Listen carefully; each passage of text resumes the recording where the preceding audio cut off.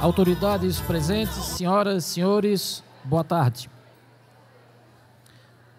Dando prosseguimento às atividades do 2º Congresso Catarinense de Aleitamento Materno, convidamos para proferir a palestra com o tema Aspectos Psicológicos no Processo de Amamentação, a senhora psicóloga da maternidade do Hospital Universitário, doutora Zaira Aparecida de Oliveira Custódio.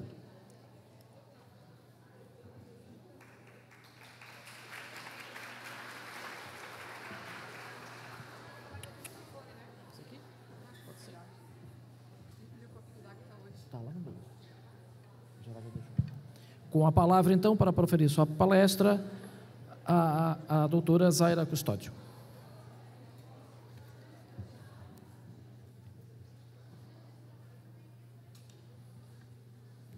Boa tarde, pessoal. Prazer grande estar aqui nesse encontro com vocês. Primeiramente, eu quero agradecer o convite da comissão organizadora e dizer que já há alguns anos participo em parceria com o Estado, com a nossa Prefeitura Municipal de Florianópolis, desses eventos, né, em relação à saúde da criança e da mulher. Esse som está meio horrível para mim aqui. Estão me ouvindo bem? Eu me ouço um pouco fanha aqui, mas enfim. Eu trabalho no HU, então, né, desde que a nossa maternidade foi implantada, e há 22 anos, e a gente trabalha muito nessa... Uma das nossas bandeiras de luta é a amamentação, é o aleitamento materno, haja visto que nós temos, desde a implantação, a comissão do aleitamento materno, né, que, junto com a comissão da maternidade, busca sempre estar participando de todas as ações que promovem e protegem o aleitamento materno. E uma das nossas mentoras lá, a enfermeira Ingrid, né, que trabalha conosco ao longo desse tempo, e sempre comento com a Ingrid que, desde que nós começamos a colocar nos cursos do manejo de aleitamento materno esse tema dos aspectos psicológicos, isso tem beneficiado muito a equipe de saúde que trabalha, porque a gente fala sempre que, para além de uma mama lactante, né, e um bebê que demanda de uma mãe, há que se pensar que atrás dessa mama tem todo um processo acontecendo, toda uma história, enfim. Então, eu sempre gosto de falar assim que não são só os aspectos anatômicos, fisiológicos que influenciam a amamentação. E quando a gente pensa no aleitamento materno, na amamentação, como um processo e não como um evento, fica muito mais fácil entender. Então, a minha fala hoje aqui vai muito nesse sentido, de tentar pontuar com vocês, posso até ser repetitiva para quem já conhece esse tema, né?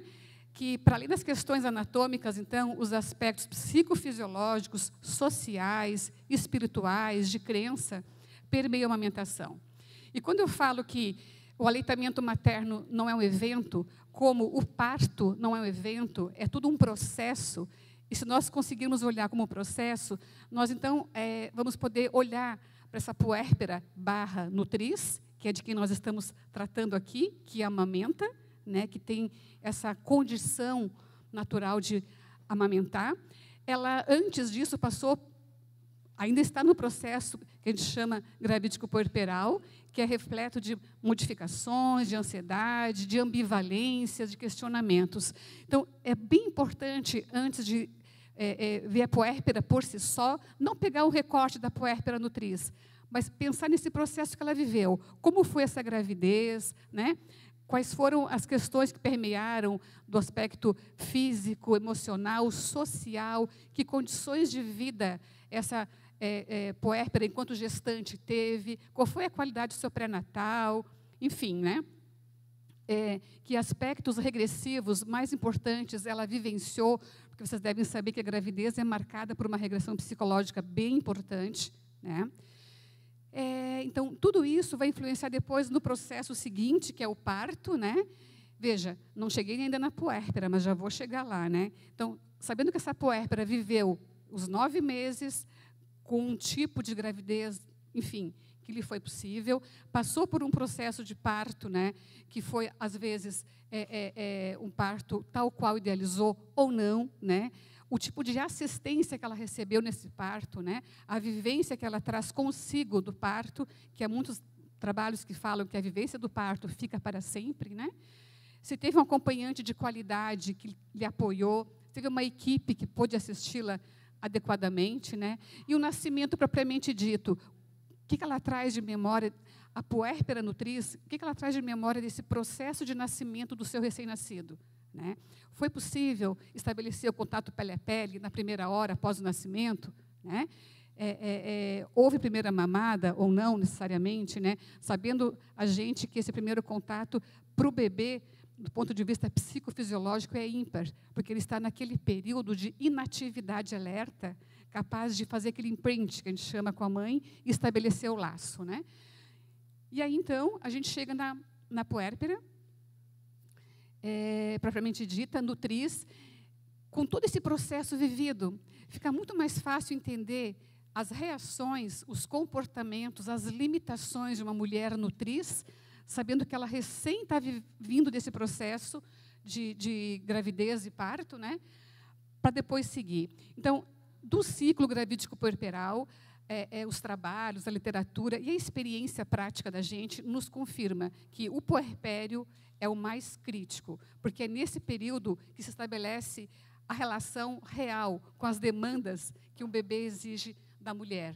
Então, é uma crise positiva, não crise do ponto de vista negativo. É uma crise porque ela promove modificações emocionais. Afinal de contas, essa mulher, se é primeiro filho, ela está se tornando mãe, porque ora era sua filha profissional, estudante, enfim, né? Mudanças fisiológicas, hormonais, papel social de mãe. Então, veja, realmente, como alguns autores falam, é o 4º trimestre da gravidez, ou seja, os próximos 3 meses depois do parto, a mulher é sucumbida por todas essas modificações. E é neste período que ela está o quê? Produzindo leite, amamentando e tendo disponibilidade ou não para tal. Alguns autores falam que esse puerpério pode durar enquanto dura essa fusão entre mãe e bebê, que pode estar amamentando até esse período ou não, né? Mas o que eu queria marcar aqui para vocês são 2 aspectos bem importantes. O primeiro é o da mulher nutriz e depois o do bebê. É fundamental, quem trabalha com puerpério, com nutriz, com amamentação, enfim, tem esse conhecimento aqui. O Winnicott, que é um pediatra psicanalista, já nos falou muito tempo atrás que a mulher, após o parto, começa no parto e no pós-parto, 30 dias após o parto aproximadamente, ela vive um estado psicológico que eles chamam de preocupação materna primária. Que estado é esse? É um estado que coloca a mulher numa capacidade de sensibilidade aumentada para reconhecer a sua cria, o que ela necessita, e mantê-la viva. Então, ele fala isso, né, que é um funcionamento materno, onde a mãe se mostra especialmente capaz de adaptar às primeiras necessidades de seu filho recém-nascido, com delicadeza e sensibilidade. Essa condição, ela, mais ou menos até um mês após o parto, é o que mantém o bebê vivo do ponto de vista físico e emocional. Por que do ponto de vista físico?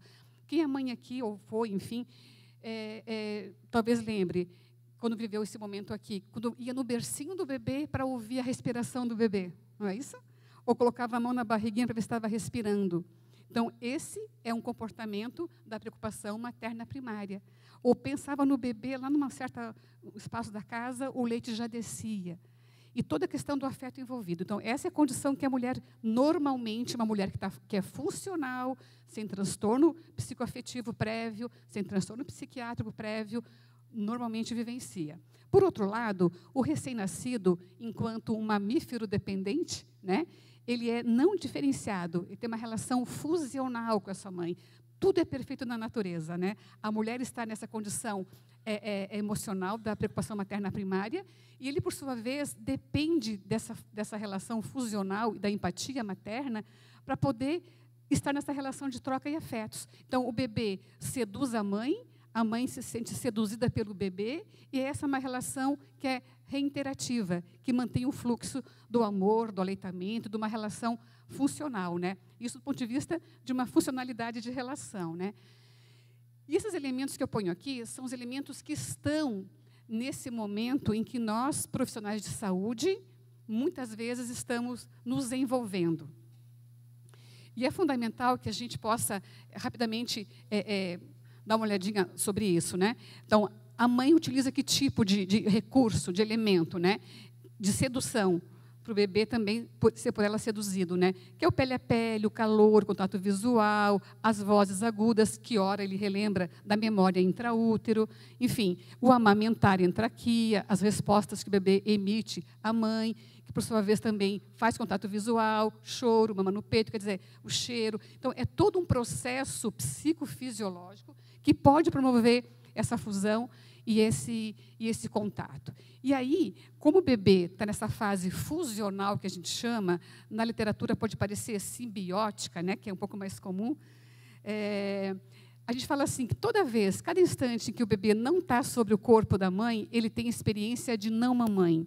Eu falo sempre nos grupos de casais grávidos, para as mulheres poderem entender o porquê que é importante o bebê, quando for para casa, ficar no quarto com a mãe, na sua caminha, e não num quarto separado, é porque ele não se diferencia da mãe. E a primeira violência que pode se impor ao recém-nascido é a separação física, porque aqueles elementos todos que o slide anterior mostrou é o que permite, no contato tete-a-tete, ser mantido. E toda vez que ele não está nesse contato, onde consegue sentir o cheiro, enfim, ouvir a voz, ele vive o estado de não mamãe, e a sensação é de insegurança. Da mesma forma, os bebês que nascem antes do tempo, os prematurinhos, baixo peso, que não podem estabelecer esse contato tete-a-tete o tempo todo com a mãe, há que se pensar em políticas, em ações que possa promover, tão logo ele esteja estável clinicamente, um contato de mamãe, e não de não mamãe, né? Pode passar, por favor. Então, a amamentação, para além do que nesses 2 dias certamente vai ser colocado aqui, né, para além de ser uma função nutritiva, de proteção, que não se questiona em hipótese alguma isso, ela tem uma função super importante para a mãe e para o bebê, que também eu imagino que para vocês é redundante ficar falando aqui, mas em especial para a mulher que se sente prazer amamentando, é um reforço da sua identidade, né? Há uma satisfação com a maternidade, normalmente, e um resgate da sua história enquanto bebê, que também foi amamentado ou não, e foi por uma mulher gestada. Por sua vez, o recém-nascido também, ele encontra na amamentação, por esse contato pele a pele, o cheiro, todos aqueles recursos que eu falei anteriormente, é a base segura do seu desenvolvimento psicossocial e psicoafetivo. Por isso que a gente fala muito que quanto mais um recém-nascido e um bebê, até o 6º mês de vida, que é onde essa não diferenciação normalmente se faz, que ele tem que estar muito mais no colo do que no berço. Ah, mas isso vai criar balda no bebê, vai dar manha. Isso é um mito. A criança que fica mais no colo do que no berço, por esse período da vida, em que não tem na sua arquitetura cerebral condições de lidar com o desamparo, ele vai armazenar recursos de segurança. Então, é o contrário. O bebê, a criança segura no futuro, a criança mais independente, mais proativa, é aquela que ficou mais próximo de quem a criou. Tá? Então, isso é fundamental saber. Então, nesse sentido, quando se fala em lactância, está em voga todas essas questões que o slide coloca, né?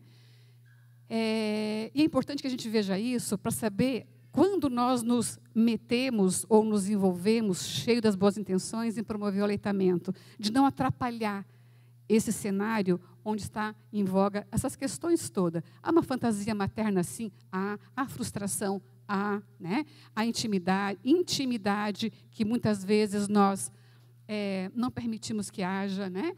Há permanência, há repouso, descanso, olfato, conexão, enfim. Veja como isso é importante, né? E como isso faz parte.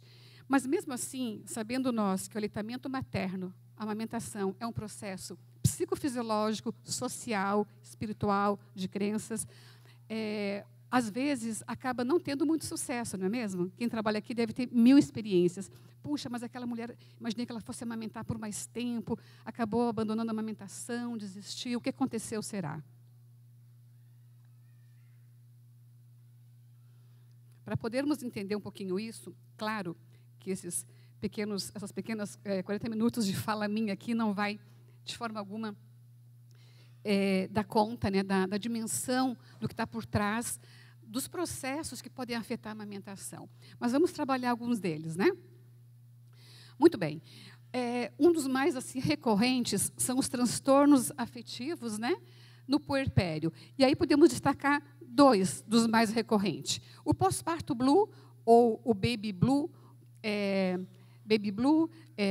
pós-parto blue, tristeza puerperal, também muitas vezes está na literatura assim.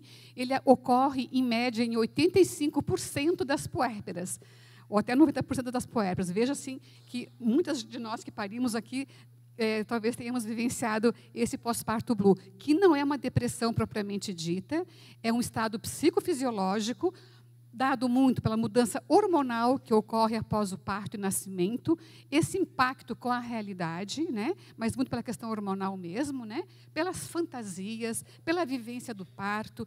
E quando que ele acontece? Não de imediato. Na maternidade, hoje menos ainda, que fica 24 horas só a mulher na maternidade, né, um pouco mais que isso, vai aparecer em casa no 3º, 4º dia após o parto, até o 10º dia. Então, se em algum momento desse período vocês abordarem alguma nutriz no posto de saúde, na unidade de saúde, num consultório particular, que esteja com uma tristeza puerperal, queixosa, chorosa, um pouco apática, por favor, não anuncie a ela que é uma depressão, porque pode ser um efeito nocebo, como Michel Odan fala, né? Dizer que está com depressão, procure um médico. Pode ser que seja o pós-parto blue, que naturalmente é resolvido sem intervenção medicamentosa. Basta uma rede de apoio suficientemente boa. Agora, a depressão pós-parto, enquanto um quadro depressivo, como aqueles que ocorrem em qualquer fase da nossa vida, ele tende a ocorrer, segundo a literatura, aproximadamente 4 semanas após o parto. Vejam vocês, então, que é 1 mês após o parto, até 1 ano de vida do bebê. Temos visto na literatura que a fase mais recorrente é em torno do 3º mês após o parto. E a depressão pós-parto são aqueles sintomas todos, que eu não vou nem elencar aqui, que vocês conhecem de uma depressão. E no caso do puerpério, o que se associa a ele é uma sensação que a mulher tem de incapacidade de cuidar do seu recém-nascido. Não que ela não o reconheça, isso já é um quadro psicótico, que eu não vou nem entrar aqui, porque a taxa é bem pequena e os sintomas são muito mais agudos e graves, né? A depressão tem tratamento? Tem. Existem medicações compatíveis com o aleitamento materno, né? Então, uma boa medicação, uma boa psicoterapia e o tripé rede de apoio tende a melhorar esse quadro. Se uma puérpera que vocês estão acompanhando no posto de saúde ou em uma clínica, apresentar pelo menos, qual que é a nossa referência? 4 sintomas depressivos, mais a sensação de incapacidade de cuidar do bebê por 2 semanas, então é um indicativo que tem que procurar uma avaliação para fazer um diagnóstico diferencial e começar o tratamento adequado para o quadro não avançar e não comprometer não só a amamentação, mas a relação afetiva com o bebê. Tá certo? Muito bem. Papel paterno e caráter erótico eu vou falar um pouco mais à frente, mas quais são os outros fatores que podem bloquear ou atrapalhar esse processo tão natural e psicofisiológico que é a amamentação, né? A experiência do parto, que eu já relatei um pouquinho, às vezes as mulheres idealizam muito na gravidez o tipo de parto, hoje falamos muito em violência obstétrica, né? Tem também sido um fator que pode predispor a não amamentação ou o seu bloqueio, posteriormente, né? Os transtornos que eu acabei de relatar agora, psicoafetivos, ou de ansiedade, ou transtorno de personalidade também, né? O de personalidade é muito mais fácil, porque as pacientes não aderem ao tratamento e não reconhecem a cria. Os de personalidade, normalmente, elas nem entram naquela condição que eu falei antes, da preocupação materna primária, porque são muito egóicas, né? Estão muito mais centradas nela. E, ainda hoje de manhã, a nossa colega Orsélia, lá da HU, né, me perguntou, Zaira, nos grupos de casais grávidos que vocês trabalham, qual tem sido assim, o maior fator, ela nem sabia que eu vim aqui hoje, Wanda, qual o maior fator que faz com que as mulheres parem de amamentar? Porque eu estou vendo tantas mulheres assim, que interrompem a amamentação com 3 meses, 4 meses, digo, olha, do que nós estamos observando ao longo desses 80 e poucos grupos que a gente já fez, é o estilo e condições de vida contemporânea, que pede para a mulher um papel muito mais ativo na sociedade, onde ela se vê muito voltada aos estímulos para poder estar mais para fora do que para dentro. E amamentar um bebê com disponibilidade tem que viver muito um pouco a introspecção, tem que ceder espaço. Então, eu diria que para vocês que esse aqui é um dos grandes pontos, no final eu vou abordar, que tem dificultado a manutenção do aleitamento materno. E a rede de apoio, que também vou falar. Caráter erótico parece assim uma coisa meio boba eu estar falando com vocês aqui, mas eu vou dizer que não. Nesses meus tempos que eu trabalho no HU, acompanhando puérperas, tanto de alto risco como de baixo risco, não é raro, na NEL, não tem NEL especialmente, onde acompanhamos alguns prematuros tardios, ou até mesmo assim, bebês a termo que ficam lá.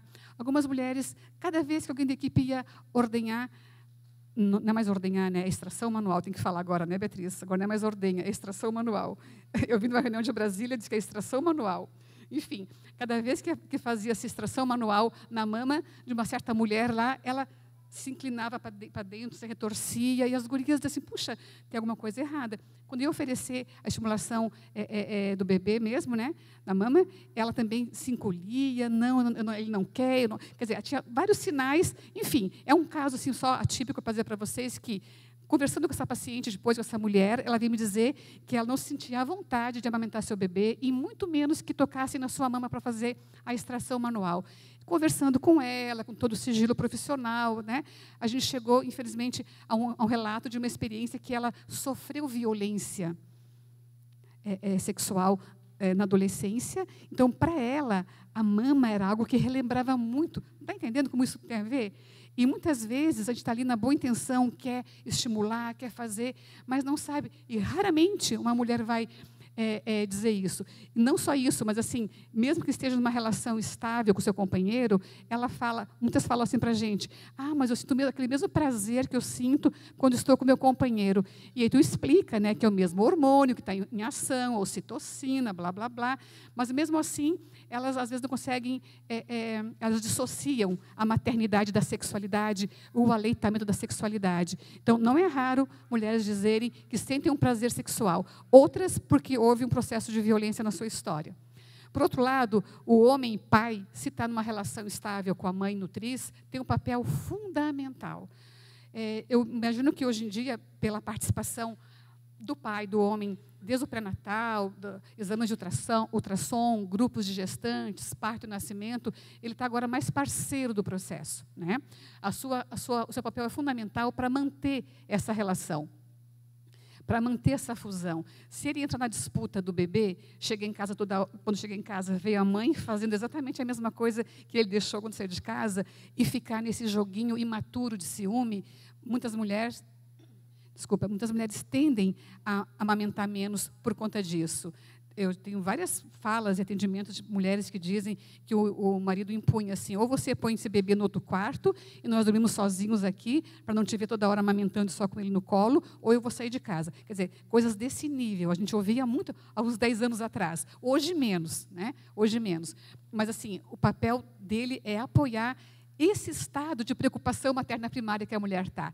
Porque nesse estado que o Winnicott coloca, é interessante, porque ele fala assim, que a mulher, nessa fase, em especial o primeiro mês, ela é muito mais mãe do que companheira e parceira sexual, é muito mais mãe do que filha, é muito mais mãe do que profissional, é muito mais mãe do que qualquer outra coisa.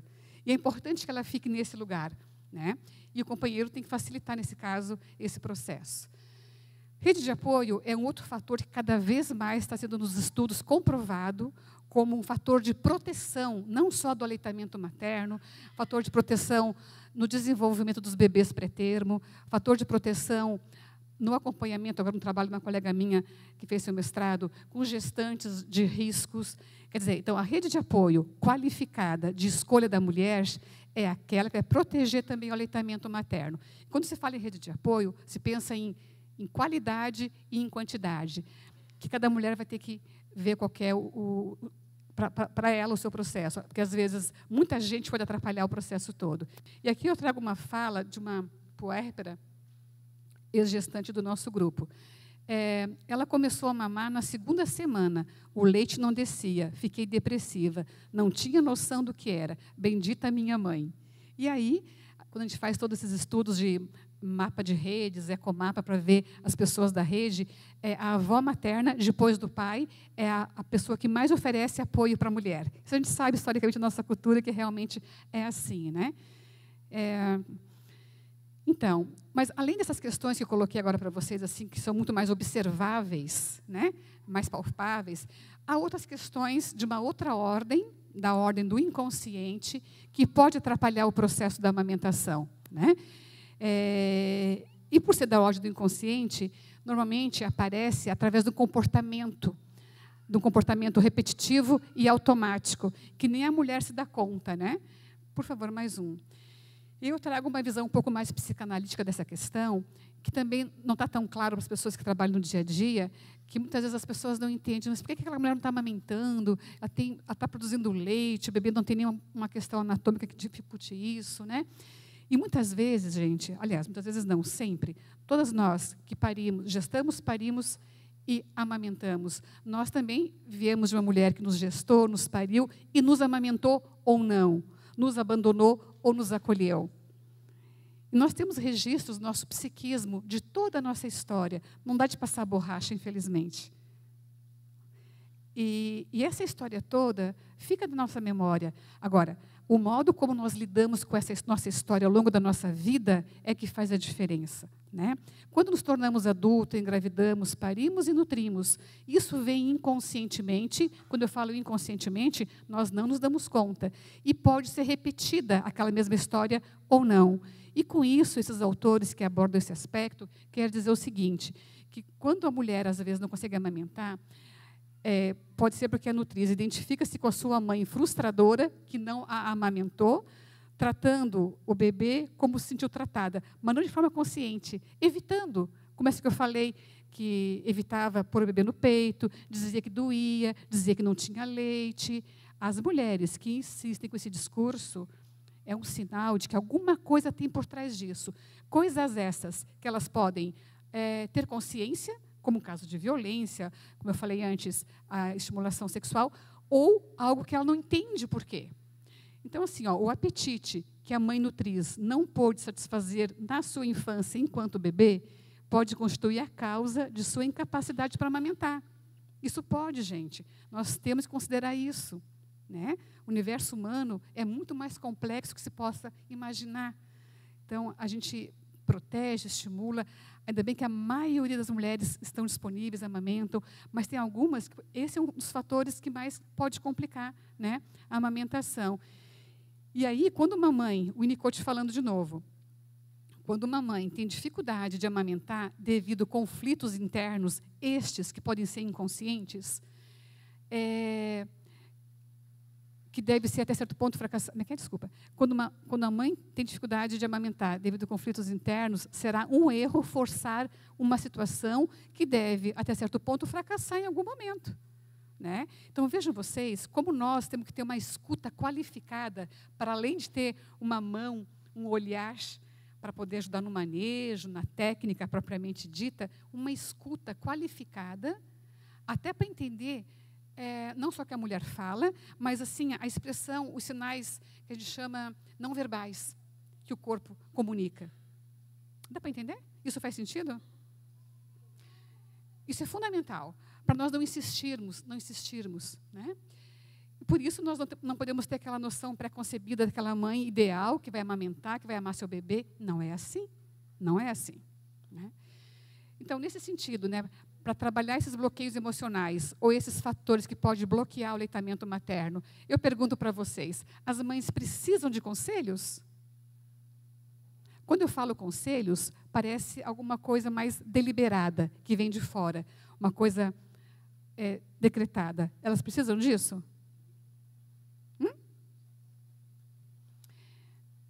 Na nossa opinião, ela precisa de recursos ambientais, nos quais nós fazemos parte desses recursos ambientais, né, para estimular a confiança nela. Claro, com orientações, que é diferente de conselhos, né?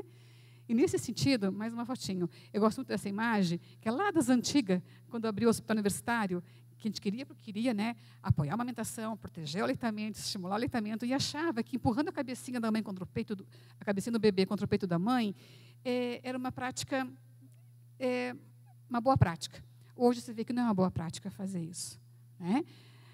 De novo, o Winnicott. Eu falo em Winnicott porque eu trouxe bastante ele. Tem um livro muito bacana, quem trabalha com nutriz, que é fundamental ler. Chama-se Os Bebês e Suas Mães. que, na verdade, é um compilado das conferências que ele deu, e é muito bacana, é uma linguagem muito fácil, né, onde ele coloca essas questões todas que eu estou hoje aqui compartilhando com vocês.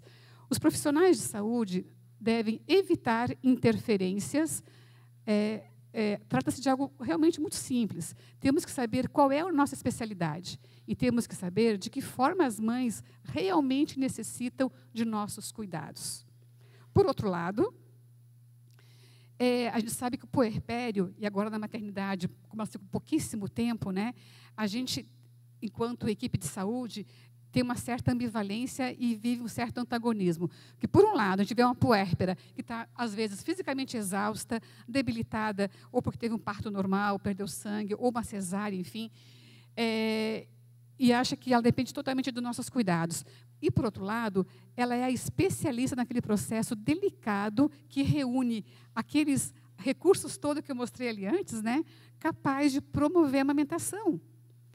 Só que a gente vê aquela puérpera enquanto uma paciente doente, que depende fisicamente do nosso cuidado, e quer realmente pôr a mão e achar, do nosso ponto de vista, como tem que ser. Não respeitamos aqueles recursos que o bebê tem e que ela tem. Que essa sintonia vai se dar diferentemente de um binômio para outro binômio, né?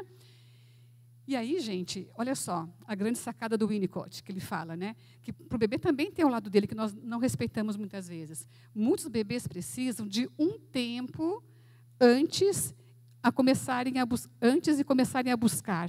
E quando encontram um objeto, não vão querer transformá-lo de imediato em uma refeição. Isso aqui, gente, é fundamental. Quando nós estamos diante de uma puérpera nutriz, seja na maternidade, no posto de saúde, na clínica, temos que observar.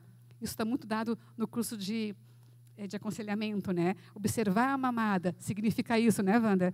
Pronto. Observar o bebê e assim, entender que ele tem um recurso, que é uma memória olfativa. Vocês sabiam que essa região mamilo-areolar tem um cheiro muito semelhante ao líquido amniótico?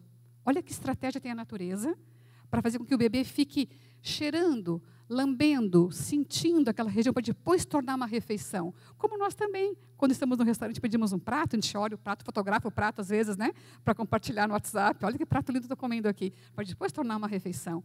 Não é diferente. Então, isso é fundamental nós sabermos, para poder respeitar e aí saber o que falar, saber o que orientar, né? O que devemos perguntar para essas mulheres nutrias, então, né? Quais são as suas necessidades? Com quem ela pode contar? Né? Se pode contar comigo ou com outra pessoa da sua rede? Né? E hoje, quando a gente fala com quem você pode contar, não podemos mais pensar naquela família tradicional, consanguínea, porque, às vezes, naquela família, ela não encontra apoio. Então, a ONU fala que família é com quem se conta. E quase sempre pode ser pessoas de outras relações, não é mesmo? Pode ser a madrinha, pode ser a vizinha, pode ser a agente comunitária de saúde, com quem ela tem mais uma relação de afeto, né? Isso também é importante, né? Por favor, mais um. E quais são as condutas, então, assim, tentando pensar nesse complexo que é o processo da amamentação, para além de uma mama, né, que está com leite para amamentar um bebê com livre demanda, né? É identificar com o que essa mulher pode contar, agora muito mais do que nunca, com esse puerpério imediato que ela sai da maternidade com 24 horas, 25 horas, né? Tentar identificar essa rede e informar essa rede sobre as boas práticas que podem promover o aleitamento materno. Por que eu estou falando muito em rede de apoio? Sabe por quê, gente? Um outro dado bem interessante, que a gente quase nunca sabe sobre isso. A puérpera, nesse primeiro mês após o nascimento, em especial os primeiros 15 dias, ela tem uma capacidade cognitiva muito rebaixada. E a emocional muito ativada. Isso quer dizer o quê? Que ela não absorve as informações. Não é raro na UTI Neo a gente ver isso. Né, Mari? Que as mães vão de manhã, pedem uma informação, a gente fala, a equipe médica fala à tarde, a mesma coisa ela pergunta, não é só porque é o puerpério de uma mãe de prematuro, ou de baixo peso, ou de um bebê de UTI. No alojamento, a mesma coisa. Então, elas estão menos cognitivas e mais emocionais, com a sensibilidade à flor da pele. Então, a rede de apoio, ela funciona muito para tentar apreender essas informações e ajudar a mulher nesse processo. Porque, muitas vezes, esse é o cenário de uma puérpera em casa que está sozinha.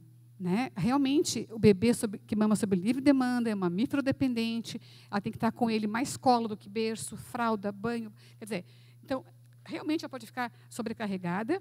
E aí, então, a gente tem que identificar os membros que podem desempenhar outras funções na rede. Né? Esse é um desenho muito simples do ecomapa que a gente faz, que a gente pode identificar. No posto de saúde também é legal fazer isso, para ver quem é a pessoa que figura mais apoio para a mãe aqui. É a avó materna. O que a avó materna pode fazer para me apoiar, né? Apoiar essa mulher? Ela oferece apoio emocional, ajuda prática, porque ela realmente dá conta das demandas da casa, né? Das atividades como cozinhar, lavar, enfim. Ajuda material, que é financeira, né? E, além de ser uma companhia da mãe. Quer dizer, e aí por diante, às vezes, aqui tem um leque de pessoas, nós também somos aqui, pessoas importantes da sua rede de apoio, que podemos oferecer o apoio emocional, essa escuta qualificada, né? Orientações técnicas, ajuda técnica, identificar com ela aqui quem são os membros da rede que ela pode estar contando. Né? Por quê? Essa rede de apoio nada mais vai do que proteger essa relação mãe-bebê e, por conseguinte, o aleitamento materno. Porque vejam vocês, uma mãe, uma puérpera que tem mais filhos em casa, além do seu recém-nascido, e sozinha, não está fadada, às vezes, ao fracasso, ao aleitamento materno, ela vai seguir esse ritmo do bebê? Dificilmente, né? Algumas condutas a gente pode contar aqui com a questão do apoio após a alta, né, que nesses casos de vulnerabilidade de risco, a equipe de apoio, quando eu falo equipe de apoio, é social, psicologia, físio, fono, né, identificou a equipe para marcar uma consulta, contato com a unidade básica de saúde, que depois pode fazer mais a longo prazo as suas visitas, usar as habilidades de aconselhamento. Próximo. Outra estratégia que tem dado muito apoio para as mulheres na comunidade ou no posto de saúde, enfim, ter esses grupos de pais, grupos de apoio na comunidade, onde você pode trocar inclusive as suas dificuldades, né, se sentir igual, se sentir normal com outra puérpera. Mas, como eu falei anteriormente, um dos fatores que mais hoje está quase no meu tempo, né? Tem predisposto essa indisponibilidade, realmente é essa questão do mundo contemporâneo. Já visto essa condição que eu falei das mulheres que têm que sair, aliás, a política brasileira, que tem uma política que fala da amamentação, que protege, que apoia, tem outra política trabalhista que não vai ao encontro da primeira, não é mesmo? Com esses 4 meses de licença, tão pouco 6 daria conta. Então, por favor, toda essa questão que envolve uma questão política, que é totalmente contrária à questão da amamentação, né? Essa questão da mulher se sentir muito nesse apelo egóico de uma carreira profissional, de ficar dividida, não sou contra aqui, muito pelo contrário, né? Mas nessa hora que tem um mamífero dependente, não eleger esse mamífero dependente como sua prioridade na vida naquele momento. Então, muitas mulheres estão tendo realmente dificuldades de abrir mão dos seus projetos pessoais enquanto mulher, não sou contra eles, por um tempo. Eu brinco com as gurias lá, colocar um pouco no freezer alguns projetos e abrir espaço para esse projeto real, que depende aqui e agora, para o seu desenvolvimento de todo o cuidado. Né? Então, elas ficam muito nessa relação, nessa divisão, né? Nesse apelo, e terceirizam os filhos, que muitas vezes, nessa terceirização, acabam numa mamadeira. E amanhã vocês vão ter o privilégio de ouvir o doutor José Martins Filho, né? Que tem um livro chamado A Criança Terceirizada, em que ele fala um pouco desse abandono que existe, muito por conta também dessa sociedade contemporânea. Né? E aí, eu acho que essa frase fala um pouquinho desse meu olhar, né, infelizmente, atual sobre isso. Né? O mundo está com pressa e ninguém tem tempo. As pessoas não se entregam, não se envolvem. As emoções são passageiras e superficiais. Amamentar vai na contramão deste mundo moderno, pois dá trabalho, exige disponibilidade afetiva, exige entrega e exige dedicação. Vejam com o que está concorrendo o aleitamento materno e toda essa disponibilidade, com um formato de mundo ocidental contemporâneo que põe a mulher mais para fora tem que ser, tem que ter, não sou contra isso, mas enquanto tem um mamífero dependente que depende dela para viver física e afetivamente, há que se rever seus projetos, né? Porque, de novo, eu quero fechar com o Winnicott, por favor. Ele fala isso, que a capacidade de ser feliz de um ser humano pode depender de apenas uma pessoa e de um tempo. A pessoa é a mãe e o tempo é a infância, em especial o primeiro ano. Muito obrigada.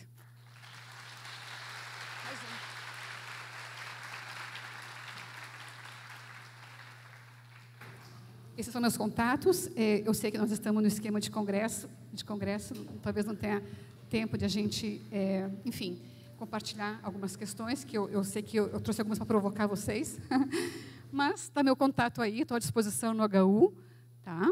E foi um prazer, mais uma vez, poder compartilhar com vocês esse tema que, para mim, é importante quando se fala em promoção e prevenção da saúde mental.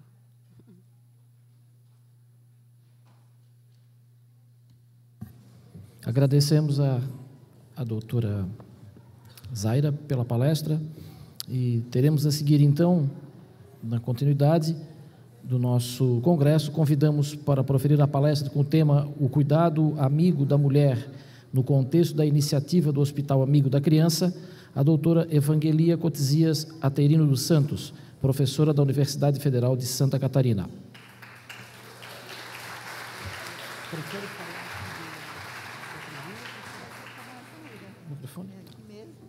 Passamos a palavra, então, para a doutora Evangelia Aterino dos Santos.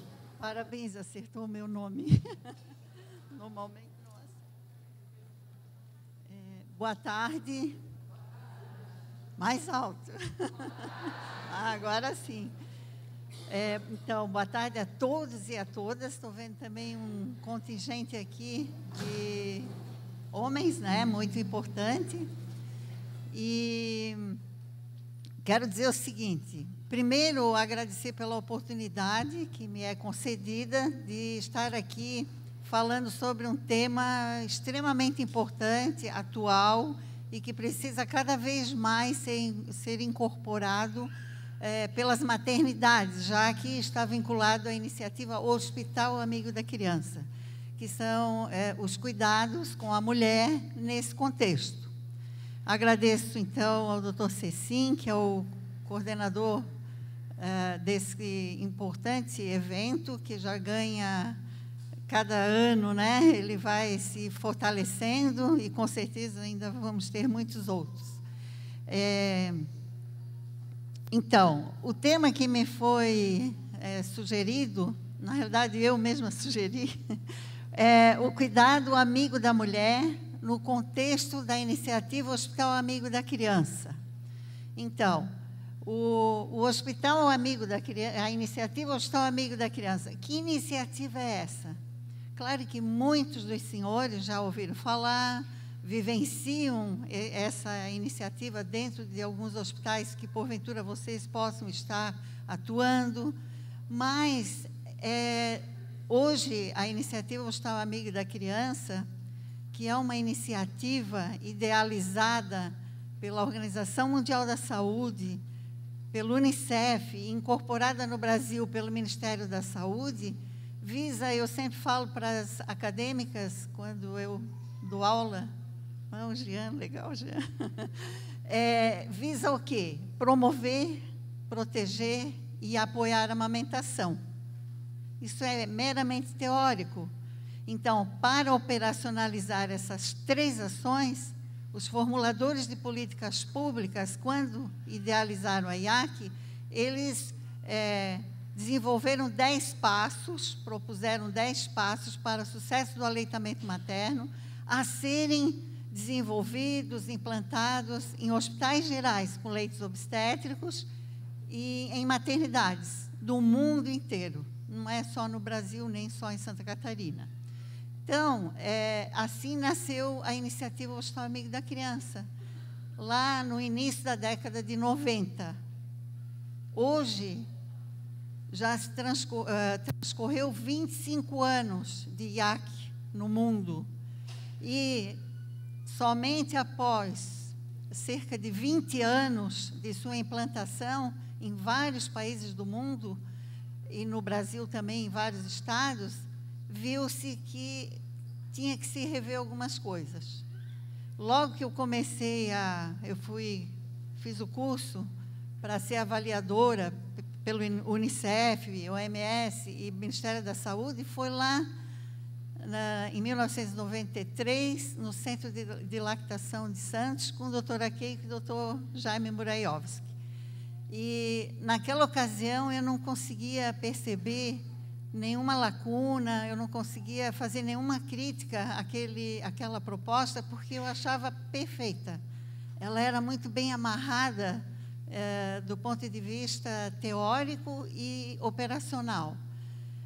Mas, passando um pouquinho, já com a experiência de ajudar os hospitais a serem amigos da criança, e a própria maternidade Carmela Dutra, onde eu atuava como enfermeira, eu ouvia com muita frequência: mas como é que pode um hospital amigo da criança não ter tal equipamento? Como é que pode um hospital amigo da criança não olhar para a mulher? Então, começou já com a implantação dessa iniciativa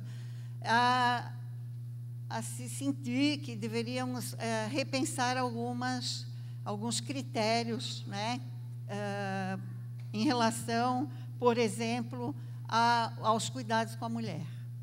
Então, vocês acham que um hospital deve ser amigo só da criança? O que é que vocês acham? Não, né? Então, a gente precisaria incorporar outros critérios que fossem contemplar o cuidado amigo da mulher.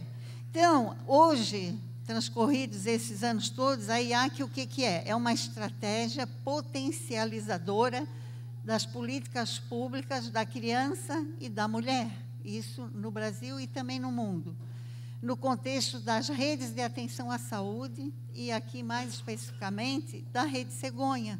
Todos nós, desde 2011, de uma forma mais intensa ou não, temos assistido vários movimentos para a implantação da Rede Cegonha em nosso país. Então, essa proposta da iniciativa Hospital Amigo da Criança trabalha com profissionais da atenção hospitalar, o modelo de boas práticas no cuidado da criança e da mulher. Não dá mais para a gente trabalhar com base em conhecimentos não científicos. Então, hoje, toda a proposta é fundamentada, é baseada em evidências científicas. Eu sou de um tempo onde a gente lançava mão de uma série de cuidados, mas que não existiam evidências científicas. Hoje já estão disponíveis inúmeros trabalhos sobre os mais diversos aspectos em relação aos benefícios e de práticas, né, especialmente aquelas voltadas ao cuidado da mulher. Então, é isso que hoje a proposta, a iniciativa Hospital Amigo da Criança traz de novo, né, de novidade, digamos assim. Formuladores de políticas públicas do mundo inteiro que haviam idealizado a proposta inicial, reuniram-se em 2005, 2006, e ali eles, então, fizeram uma revisão ampliada e atualizaram essa proposta de âmbito mundial. E é disso que eu vou falar um pouquinho aqui também. No Brasil, né, então, chegou no Brasil em 1991, a IAC, e em 1992 nós tivemos o primeiro Hospital Amigo da Criança, que foi o Hospital Materno-Infantil de Pernambuco, o IMIP, e a gente tem hoje como resultado desse empreendimento, 140 países do mundo já aderiram à iniciativa Hospital Amigo da Criança, e atualmente são mais de 20 hospitais amigos da criança espalhados pelo planeta, né? E no Brasil, então, como no mundo, este ano comemoramos 25 anos do Hospital Amigo da Criança. Eu estou nessa trajetória desde o primeiro momento. Eu recordo, até queria trazer, mas a correria impede, às vezes, da gente fazer tudo que gostaria. Nós fizemos o curso em 93 em Santos, em 94 fizemos o primeiro encontro estadual da iniciativa Hospital Amigo da Criança para gestores e profissionais de maternidades e hospitais com leitos obstétricos. Vieram 150 participantes. Foi o primeiro, digamos, chute na bola para implantar essa IAC no nosso estado. E o primeiro Hospital Amigo da Criança a receber o título em Santa Catarina, que foi o primeiro da região sul, foi a maternidade Dona Catarina Cruz de Mafra. Em seguida, a maternidade Darcy Vargas, de Joinville, e terceiro a Carmela, quarto Lages, quinto HU, e assim por diante. Hoje nós somos 18 hospitais amigos da criança, mas paramos porque desde 2003 não teve mais nenhum hospital amigo da criança novo. Nós éramos 19, aí uma maternidade de Balneário Camboriú fechou, então somos 18. E lutando para ampliar. Agora parece, não sei se tem alguém aqui, do Hospital Regional de São José, tem alguém? Ah, legal. Então, eles estão num processo bem adiantado para serem certificados como hospitais amigos da criança. Então, o que visa a IAC, né? Eu não vou entrar em muitos detalhes, que o tempo não permite. Então, ela visa o estímulo ao contato pele a pele, né, do bebê na primeira hora do nascimento, aumento da prevalência de aleitamento. A gente já sabe, todos aqui, vocês sabem, que o aleitamento materno é uma atenção básica de primeira grandeza e não precisa grandes investimentos para se promover, proteger e apoiar essa prática, né? A formação de hábitos alimentares saudáveis desde a infância. Hoje há uma preocupação mundial e em todos os sentidos com a alimentação que ingerimos. O aleitamento, então, vem contribuir com esses hábitos, né? A NBCAL, quem não ouviu falar, é a norma brasileira de comercialização de alimentos para lactentes, que é uma norma que regulamenta a promoção comercial de substitutos do leite materno, bicos, chupetes, mamadeiras e protetores de mamilo, em âmbito nacional. Agora, eu estou fazendo um monitoramento pela rede IBFA. Então, nos supermercados, basta pegar aqueles folhetos promocionais, ali está cheio de infração. Nós estamos fazendo a notificação e vão ser encaminhados para o IDEC em São Paulo, fazer a análise do Brasil todo. Um exemplo, né? Então, a redução do uso de fórmulas infantis no ambiente hospitalar, sem causas justificáveis, né? E em relação ao cuidado da mulher, o que visa fundamentalmente, que esse é o nosso foco aqui hoje à tarde, humanização, qualificação de práticas no pré-parto, parto e pós-parto, aumento do protagonismo da mulher e estímulo ao parto normal, e a redução também da mortalidade materna e infantil. Quantas aqui são obstetras ou enfermeiras obstétricas? Podia levantar o braço? Então, nós tivemos, faz muito pouquinho tempo, o Congresso Nacional de Parto Humanizado, né? E o primeiro congresso de fotografia do parto, fotografia e vídeo no parto. E foi maravilhoso também. Aqui debateu-se 3 dias as questões relacionadas às boas práticas de atenção à mulher e ao bebê durante o parto, desde o pré-natal até a amamentação, né? Então, hoje, com a Rede Cegonha, houve uma grande mobilização nacional. Eu participei desse processo, ainda participo, no sentido de ajudar a mudar o modelo que está vigente ainda em nosso país. Fragmentado, biologicista, tecnicista, né? Então, há esse movimento, não só no Brasil, mas até mundial, né? E aí também a questão do acompanhante do recém-nascido, que, junto com essa mudança estabelecida pela portaria número 1153 do Ministério da Saúde, de 2014, então, vejam, a proposta dos critérios globais da saúde, do cuidado com a mulher, ela nasce mundialmente, ela é idealizada mundialmente em 2006. Mas nem todos os países incorporaram naquele momento. O Brasil também não incorporou. Era difícil. A gente ainda estava lutando, e como continuamos nessa luta, com o combate aos elevados índices de cesariana. Então, todos os outros aspectos, a não ser o acompanhante, que já veio desde 2005, eram práticas muito enraizadas, dentro daquele modelo que foi ensinado na universidade, que foi incorporado pelos profissionais, e agora tinha que haver essa mudança. Então, houve também a mudança de maior participação do pai e da mãe do bebê durante 24 horas, naquele cenário onde o bebê, o TIM, a unidade de terapia intensiva, ou de cuidado intermediário. Para quê? Visando também a humanização e melhorar o aleitamento materno. Então, só um mapa aqui, amanhã vocês vão ter aqui a Fernanda. A Fernanda está responsável pela política de aleitamento materno do Ministério já há um bom tempo, uns 10 anos. E ela conhece muito bem todo o Brasil, e há quantas anda a questão da amamentação, e vai falar para vocês com muita propriedade sobre as políticas de aleitamento materno. A IAC é uma partezinha dessa política maior.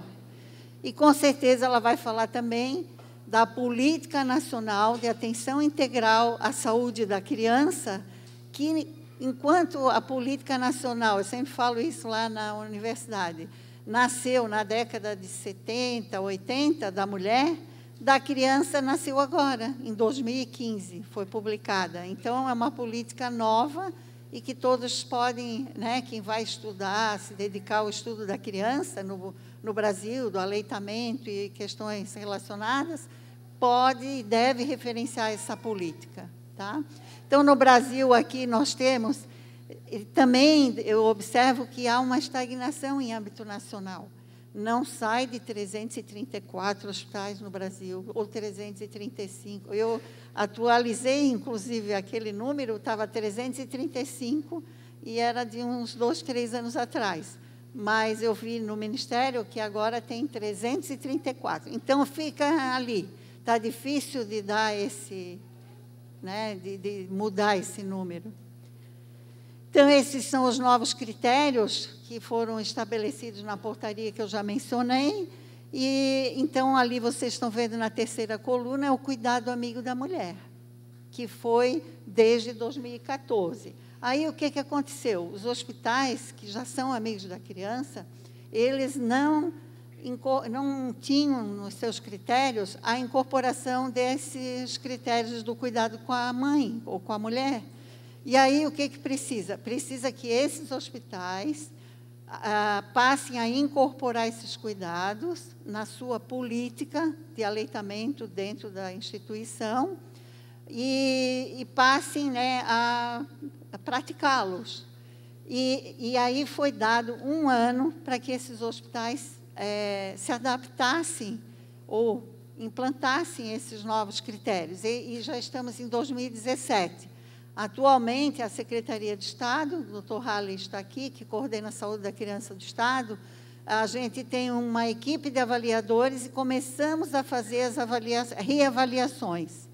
E uma coisa que eu notei, por isso que eu fiz questão de falar aqui, é que na política ainda não foram incorporados esses cuidados com a mulher. Então, os hospitais estão sendo orientados para essa incorporação. Aqui, então, falando mais ou menos o que mudou com a portaria, então é legal, quem quiser se aprofundar um pouquinho, ler a portaria. Ela é bem completa, falando das mudanças que ocorreram agora desde 2014. Pode passar o próximo. Então, o cuidado da mulher no contexto da IAC, no Brasil, ganha força com a Rede Cegonha. porque vem ao encontro dos princípios, das diretrizes, dos objetivos da Rede Cegonha.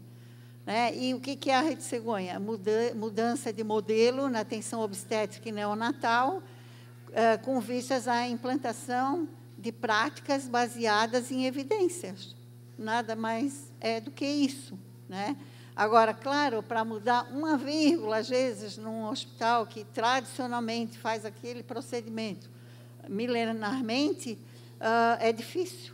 Né? Aí dá embates, desgastes, um monte de, né, desgaste mesmo. O próximo. Então, vou falar agora dos critérios propriamente ditos.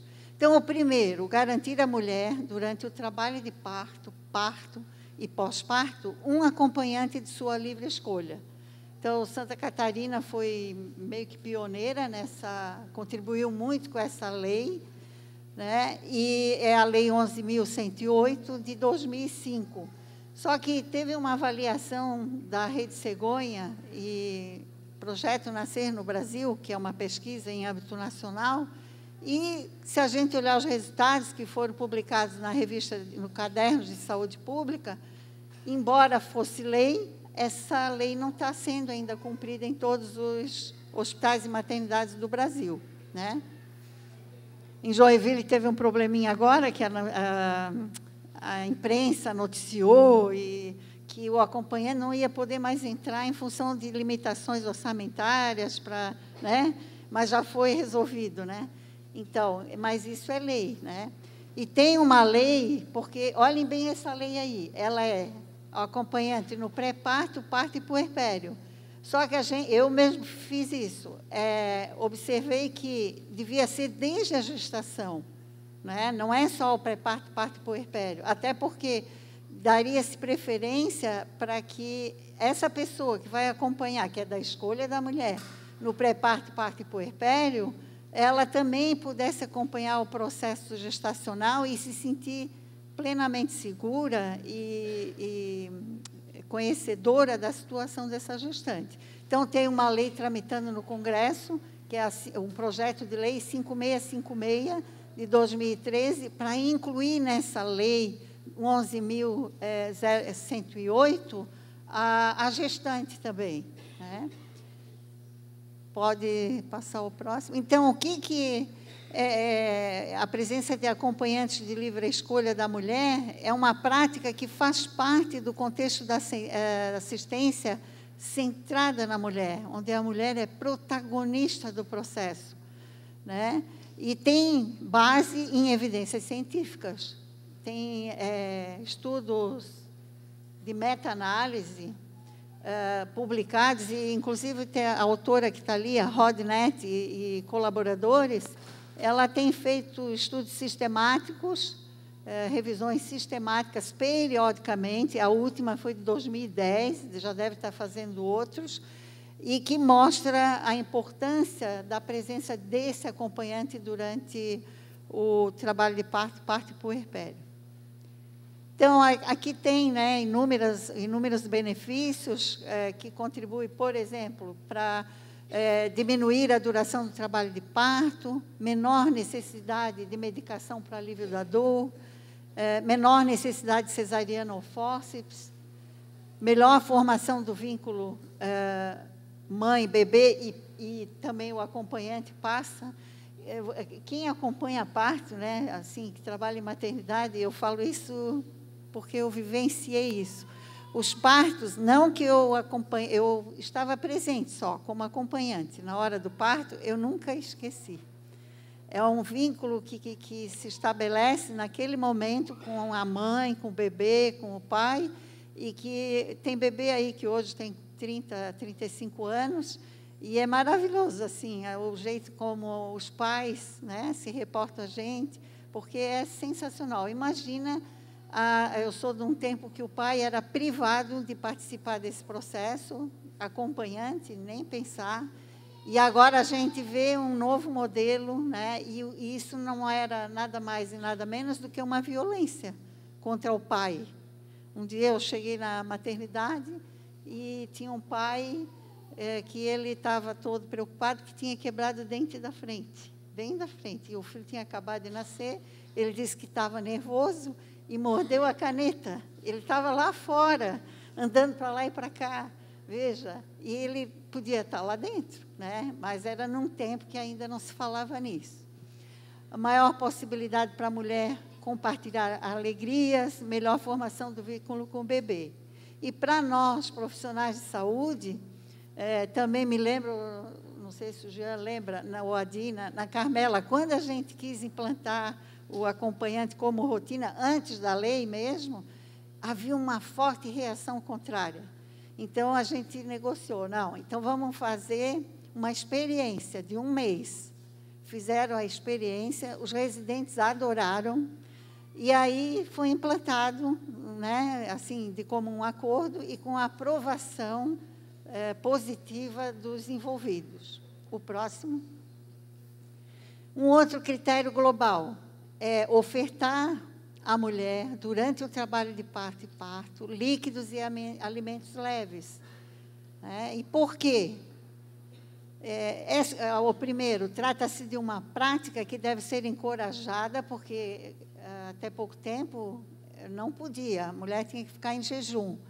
E de acordo com as preferências da mulher, em condições de gestação de risco habitual, claro.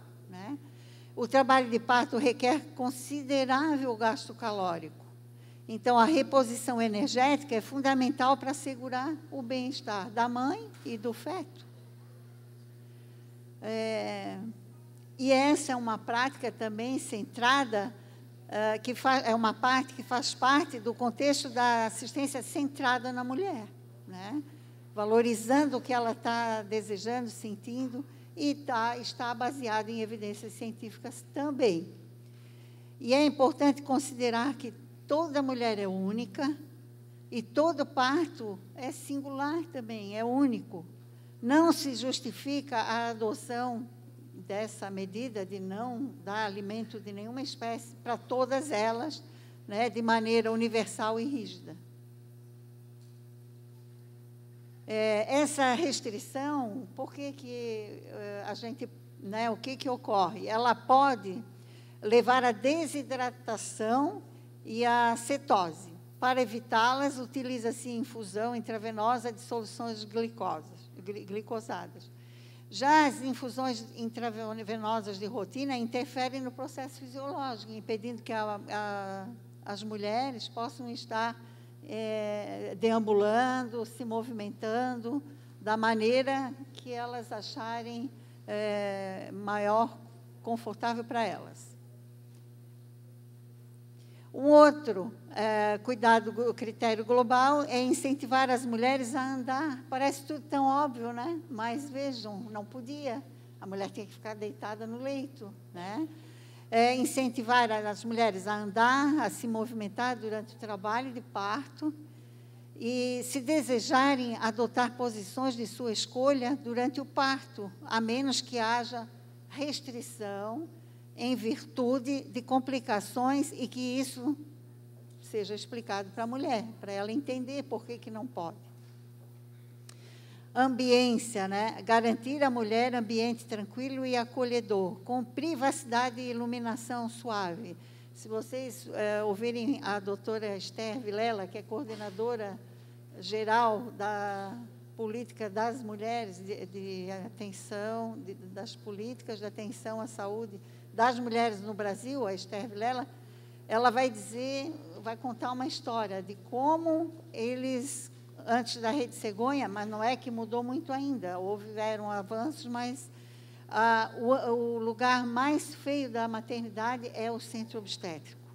Então, é preciso investir na melhoria das ambiências. Pelo que eu sei, parece que Joinville agora vai ganhar um recurso para a melhoria da ambiência da Rede Cegonha. Mas, enquanto não chega, né, fica... Também. Disponibilizar métodos não farmacológicos de alívio da dor, tais como banheira ou banheiro, chuveiro, massageadores ou massagens, bola de pilates, bola de trabalho de parto, compressas quentes e frias. Ali tem algumas imagens que vocês podem ver, né? Assegurar, outro critério global, assegurar cuidados que reduzam procedimentos invasivos, tais como rupturas de membranas, episiotomias. A episiotomia era rotineira até pouco tempo, né? Nas maternidades. Aceleração e indução do parto, partos instrumentais ou cesarianas, a menos que sejam necessários em virtude de complicações. Claro, tem que ter bom senso, né? Mas não que seja uma exceção, não a regra. A episiotomia, a OMS, o Ministério da Saúde, com base nas evidências científicas, recomendam o uso restrito da episiotomia. O uso liberal e rotineiro é classificado como uma prática claramente prejudicial que deve ser desestimulada. Quando eu acompanhava, né, agora eu acompanhei até abril desse ano, os acadêmicos de enfermagem, lá, aqui tem algumas, as minhas lindas ali, na Carmela, porque eu já deixei de trabalhar lá 12 anos, mas nesse tempo eu vi o quanto foram melhorando essas práticas lá na maternidade, tanto em relação à cesárea, quanto em relação ao parto normal e à episiotomia, né? Então, um dia eu queria puérperas submetidas a cesarianas para 5 alunos, uma aluna que cuidaria de cada uma. Não tinha 5 cesariadas, era tudo parto normal. E eu não podia nem ficar brava, né? Porque era muito feliz. Mas, enfim, antes não, antes era o contrário. A gente tinha poucas de parto normal e a maioria eram de cesárea. E todas faziam epísio. Hoje já é uma realidade completamente diferente. Próximo.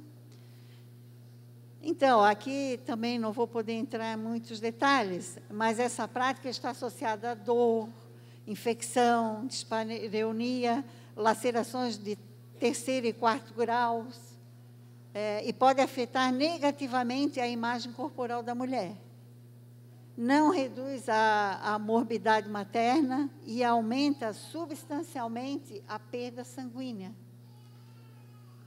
Aí tem os riscos de danos do esfíncter anal e outros, né? Um outro critério que é o, digamos, é o central, né? É que a gente estimule o parto normal, né? E que possamos, com esse novo modelo, reduzir as taxas de cesariana no Brasil, já que são inaceitáveis. Esse é um ponto que atrapalhou muito o credenciamento de hospitais amigos da criança no Brasil, porque ele era um critério para o hospital ser credenciado. Tinha que ter um percentual X de cesariana, e a maioria tinha 50, tinha Y, M, Z, tudo. Era acima de 50, e o percentual, digamos, era até 15%, no máximo até 30%, se atendesse gestante de alto risco. Os benefícios ou os efeitos de uma cesariana vocês conhecem, né? Do ponto de vista da mãe, uma série de medo, estresse, acesso venoso, dor pós-operatória, jejum antes e após o parto, anestésicos e analgésicos, todos esses, mas é claro, não vamos assim radicalizar e dizer que a cesariana não tem sua importância e sua utilidade. Tem.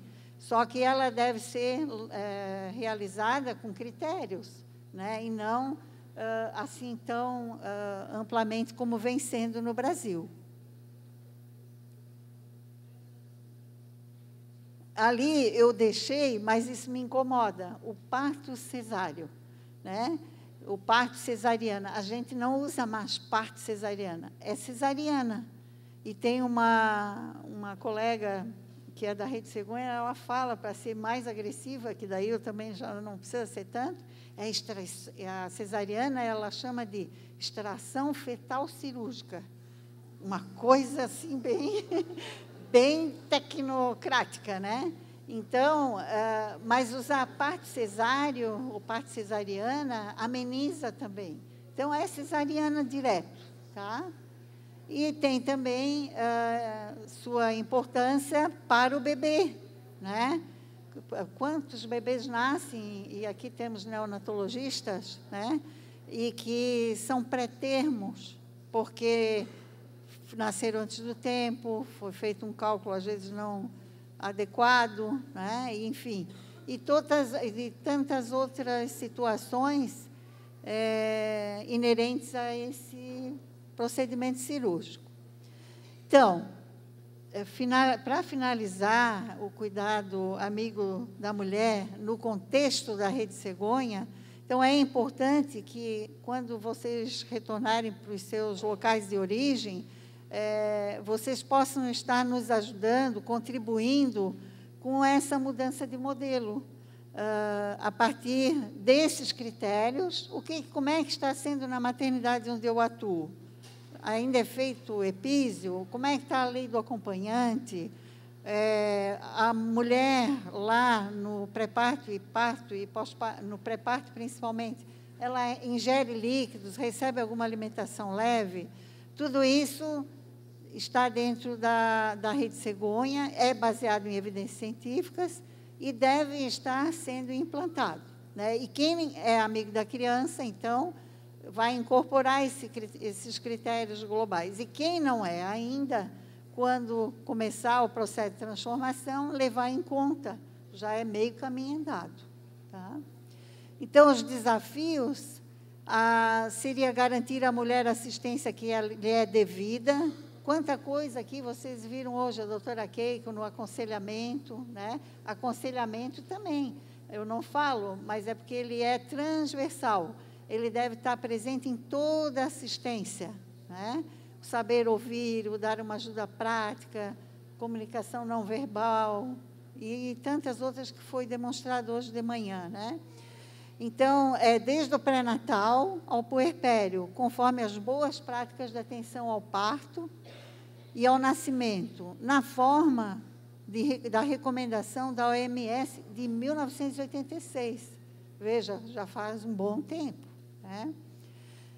Garantir, então, a permanência da mãe ou do pai junto ao bebê, isso aí está dentro do critério do RN, 24 horas por dia e com livre acesso de ambos, ou na falta deles, um responsável legal.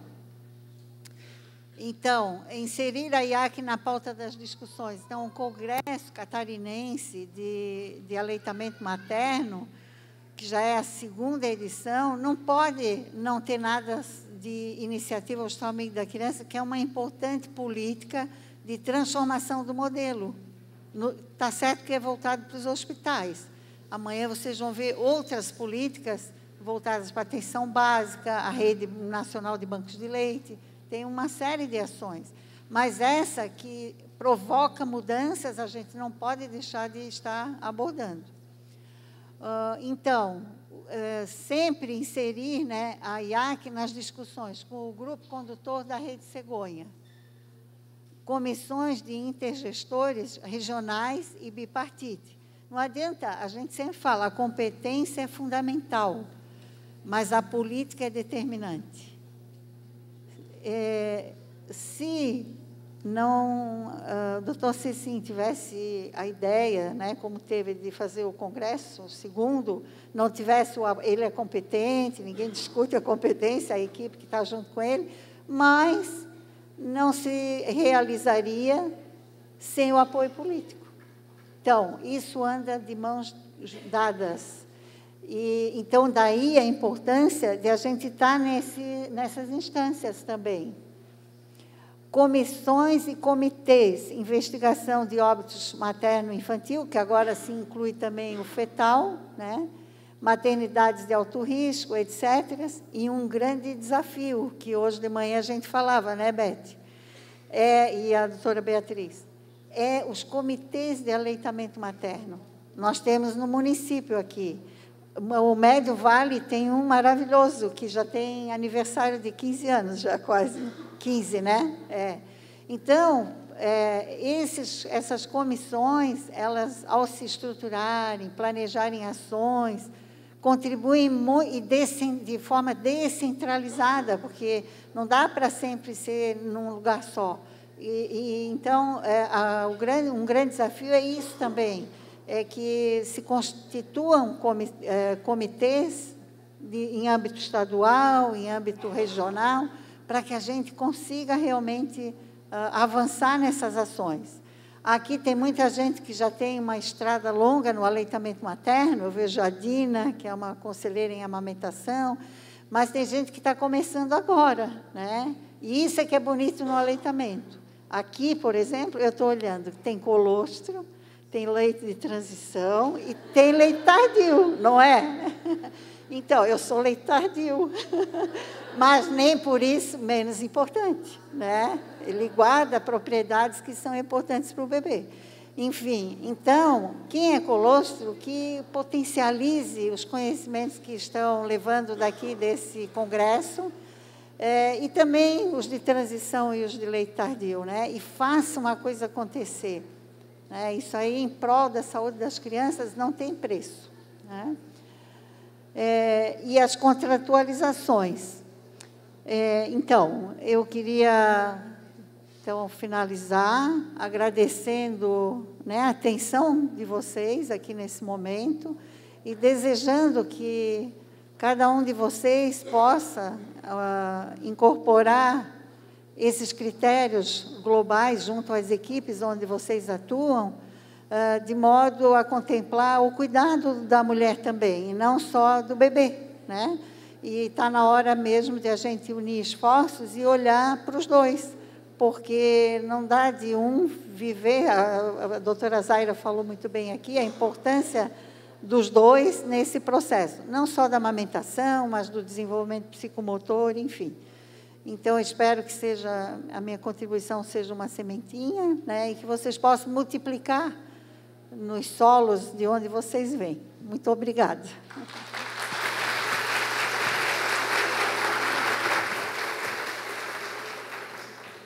Agradecemos a doutora Evangelia pela palestra e convidamos, na sequência, para proferir a palestra com o tema Amamentação para bebê pré-termo e gemeralidade, a doutora Maria Beatriz Reinert do Nascimento.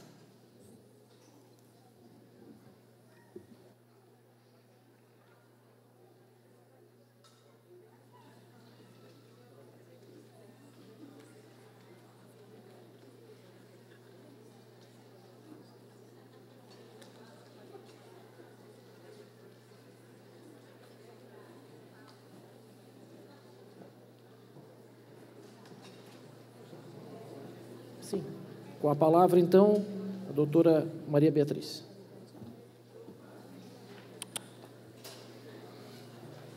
Boa tarde a todos. Inicialmente, gostaria de agradecer à comissão organizadora pelo convite e dizer da minha satisfação de estar aqui também representando a Sociedade Catarinense de Pediatria.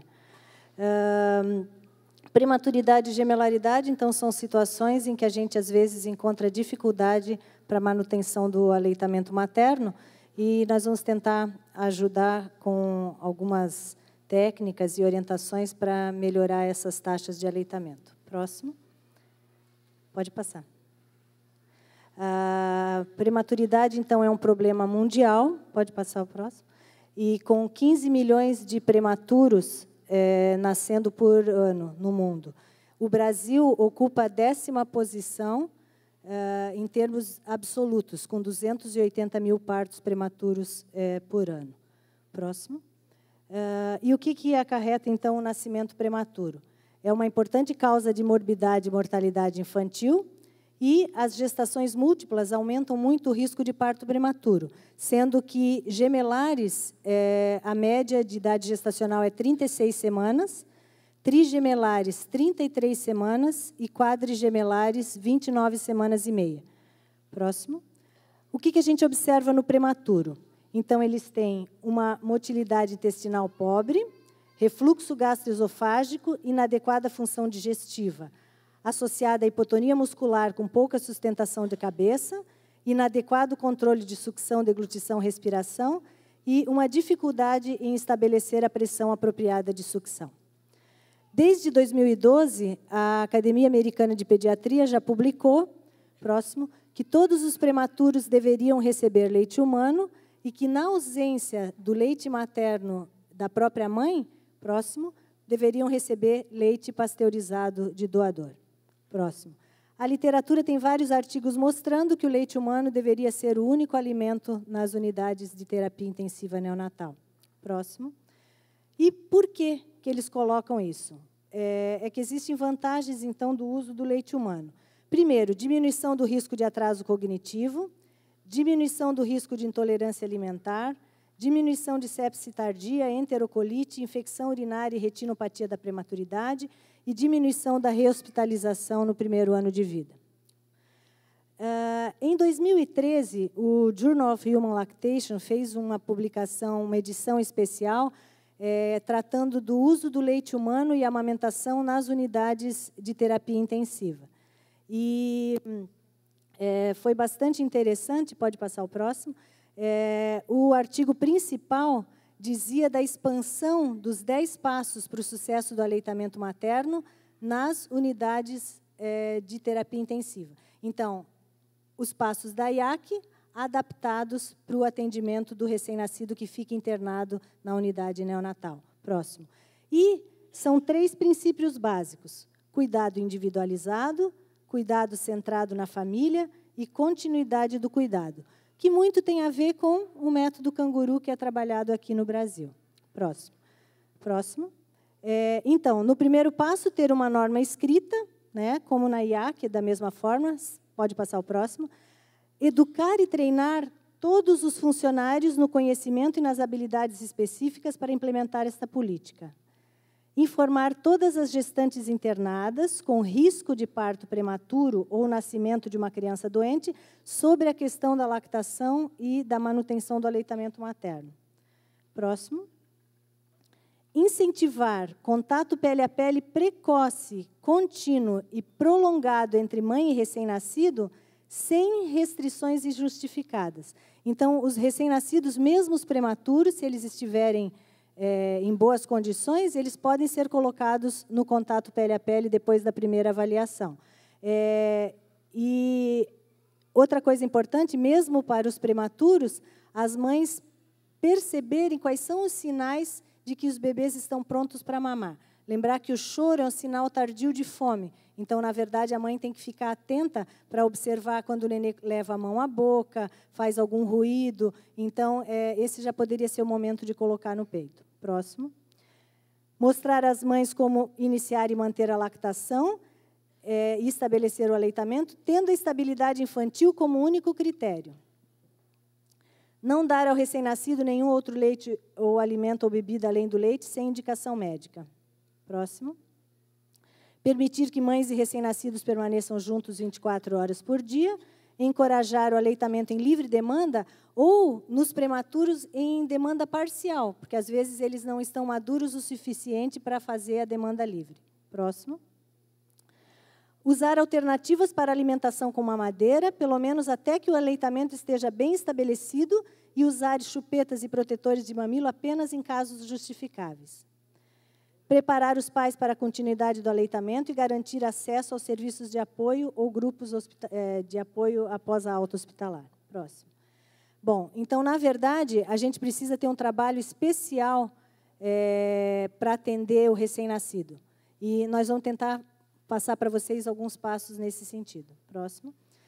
O que a mãe que tem o bebê internado na unidade neonatal precisa saber? Ela precisa receber informações consistentes. Primeiro, que o leite humano, além de nutrição, ele é uma medicação. Tá? Então, ela tem que ter essa consciência de que é importante esse leite que ela vai oferecer para o bebê. O leite humano ele faz desenvolvimento do trato digestório e também do sistema imunológico. E ensinar para a mãe que essa proteção vai além do período neonatal. Então, isso é bastante importante para que ela consiga manter essa produção de leite. Só a mãe pode dar o leite para o filho e a importância da massagem e da ordenha, ou extração, como quiserem, tem que ser reforçada com essas mulheres.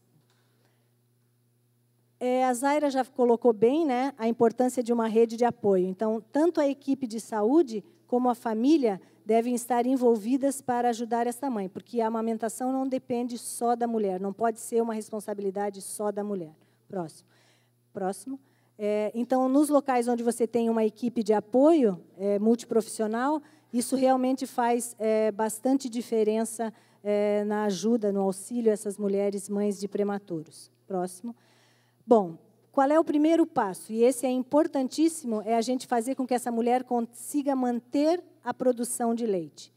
Para isso, ela tem que iniciar a ordenha até 6 horas após o parto. Então, o ideal é que essa ordenha comece precocemente. Ela tem que ordenhar 8 a 10 vezes por dia nas primeiras 2 a 4 semanas. Ordenhar pelo menos 100 minutos por dia. Então, não adianta a mãe ir na incubadora retirar o leite que o nenê precisa, a dieta do nenê. E ela vai economizar o resto para depois. Não, ela tem que esvaziar toda a mama, se possível, em cada vez. Próximo. A duração da ordenha nos primeiros dias pós-parto deve ser de 10 a 15 minutos e, após a descida do leite, deve prosseguir até os 2 minutos seguintes à extração das últimas gotas. Isso pode levar, às vezes, mais do que meia hora. Tá? Então, explicar para a mãe que ela precisa realmente tirar todo o leite. Não ficar mais de 5 horas sem ordenhar à noite. Se a gente lembrar da fisiologia da lactação, no período noturno tem o pico da prolactina e, se ela não ordenha à noite, isso vai minando a produção de leite. O que é melhor? Bomba elétrica ou ordenha manual? Bem, a expressão manual durante as primeiras 48 a 72 horas pós-parto pode aumentar mais a produção de colostro do que a ordenha mecânica. Então, para iniciar, sempre ordenha manual. Ordenha com bomba elétrica é mais eficaz no estabelecimento e manutenção em mães de prematuros com menos de 1,5 kg. Ok? Próximo. Essa revisão da Cochrane mostrou que o método de expressão, de retirada de leite, ele vai depender de qual é a necessidade dessa mulher. Tá? Então, não está definido, né? Vai depender da idade do recém-nascido, da razão da necessidade de ordenha e de cada mãe e de cada recém-nascido. Intervenções de baixo custo, como início precoce, técnicas de relaxamento, expressão manual e bombas simples, podem ser tão ou mais eficazes que grandes bombas elétricas para alguns desfechos. Tá? Então, lembrar que a ordenha manual deve ser ensinada para todas as mães, mas que, sem dúvida, se tem a possibilidade de usar ordenhadeira mecânica, ela é mais rápida. Então, para as mães dos bebês internados, isso facilita bastante essa rotina diária. Bom, isso se vocês pensarem, né, no dia a dia de vocês, qual seria uma produção de leite considerada ideal? Mais do que 750 ml por dia. Uma produção média de 350 a 500 e baixa menos do que 350 ml. Então, essa mãe tem que retirar muito leite. Tá? Então, é importante que ela tenha muito rigor e muita disposição para fazer isso diariamente durante todo o período de internação de seu bebê. Bom, então, a partir do momento que ela conseguiu fazer a manutenção da produção de leite, como é que a gente vai fazer a transição sonda-peito? Pode passar. Primeira coisa, em que momento eu vou colocar o nenê para mamar? No estado comportamental de alerta inativo. Então, é aquele bebê que está começando a acordar, que está quietinho, mas que não está chorando ainda. Tá? Então, esse é o melhor momento para eu colocar o bebê para mamar, no caso de um prematuro. Lembrar que a coordenação, sucção, deglutição, respiração acontece por volta de 32 semanas, mas que antes disso, os bebês no canguru, às vezes, já demonstram que querem sugar, querem lamber o peito, isso também deve ser permitido. E nós vamos ver algumas técnicas. Mão em C, mão de bailarina, pode ser utilizado, por exemplo, gotas de colostro para estimular o nenê a mamar. Então, faz uma leve expressão de colostro, coloca na boquinha do bebê junto da mama e ele fica mais estimulado para conseguir fazer a mamada. E vamos ver algumas posições para o aleitamento. Bola de futebol americano, cavaleiro, invertida e, a doutora Keiko falou de manhã, o laid back, que é a mais recente e utilizada. Bom, mão em C. Então, polegar e os outros dedos, a mãe apoia a mama, que pode facilitar a pega desse bebê. Próximo. Mão de bailarina. Na mão de bailarina, o dedo indicador ele vai ficar livre e ele vai ser utilizado para apoiar a mandíbula do recém-nascido prematuro, que é mais hipotônico. Tá? Então, essa é uma técnica que funciona bem, porque a mãe consegue ajudar o bebê na pega e a cada sucção. Tá? E as posições de mamada. Essa posição é a bola de futebol americano. Existem muitas apostilas, manuais, livros, dita posição invertida, mas não. Essa chama bola de futebol americano, é football holder, que é como o jogador de futebol americano segura a bola.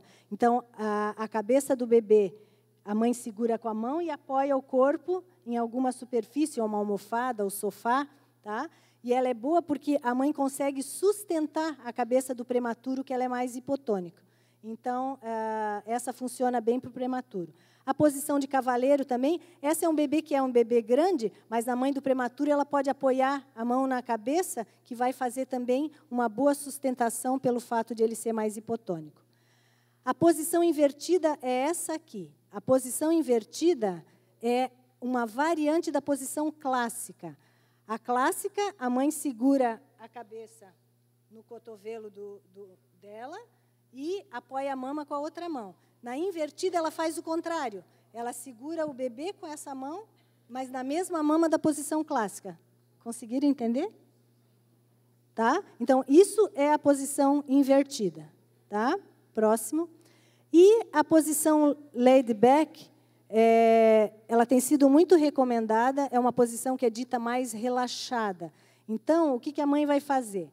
A mãe vai deitar com o corpo em um ângulo de 45 graus, então ela não fica sentada, ela vai ficar semi-sentada ou reclinada. O corpo inteiro do bebê é apoiado, ele é colocado por cima do corpo da mãe. E o prematuro vai usar dos seus reflexos para pegar a mama. Ele fica mais livre. Tá? Essa é uma posição confortável e a mãe vai ter uma mão livre porque é o corpo da mãe que segura o bebê. Então, ela pode funcionar bem para prematuro, mas também funciona para uma mãe no pós-parto imediato. Acabou na sala de parto, ela pode ser utilizada. E também para aquele bebê muito irritado, que não gosta que a gente fique segurando a cabeça, apoiando. Então, essa posição mais relaxada tem sido bastante indicada, inclusive para os prematuros agora. Próximo. Eu achei bastante interessante esse quadro, quando é seguro iniciar o aleitamento para o prematuro. Havia sempre uma tendência de se esperar idade gestacional, peso, mas os critérios, às vezes, que as enfermeiras falavam, ou que a mãe falava, que o bebê já começava a lamber o peito, acabavam não sendo levados em consideração. E o que eles colocaram, então? Entre 24 e 27 semanas, discutir com a mãe a amamentação, né, já que ela tem o risco de ter o trabalho de parto prematuro.